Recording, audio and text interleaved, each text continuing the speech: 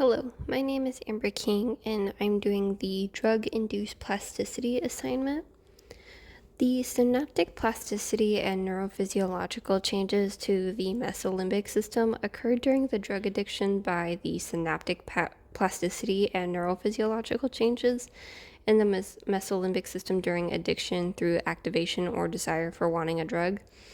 The amygdala involves the importance of storage and expression of emotional memories. Adanoff, 2004. The mesolimbic system is important since it controls behaviors and the idea of different rewards or systems. Alcaro, Huber, and Panksepp, 2007, mentions that most properties of drugs and the abuse of drugs are mostly caused by the wanting to seek a frame of mind or personality. Later, in turn, it creates an importance on the factors of some kind of vulnerability. The changes that happen within or with synaptic plasticity in the mesolimbic system are caused by the possible use of drugs. With a lot of studies involved, they suggest that addictive drugs can change the synaptic in the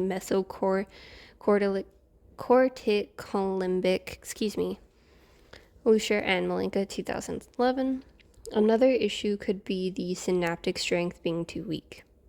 Because the use of drugs creates an increase in dendrite length and an increase in synaptic complexity. Garrett and Hugh, 2021. Eventually, neuroplasticity comes into play and responds to the drugs, leading to the plasticity diminishing for the reward response.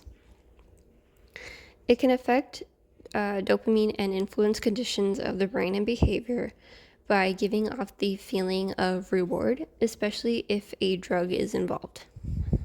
If drug abuse is a factor, the brain's reward system could lead to neuroplasticity. Maverick Kaki, 2020. If the neuroplasticity continues any further, it could lead to issues when it comes to a person learning.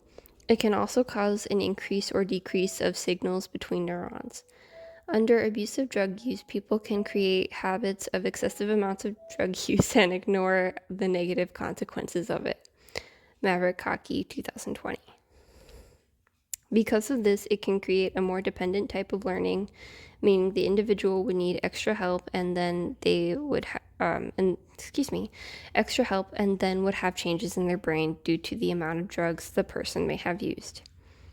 One example of a drug could be cocaine, and how it occurs neurologically is by blocking the dopamine and serotonin that are produced in the synapses.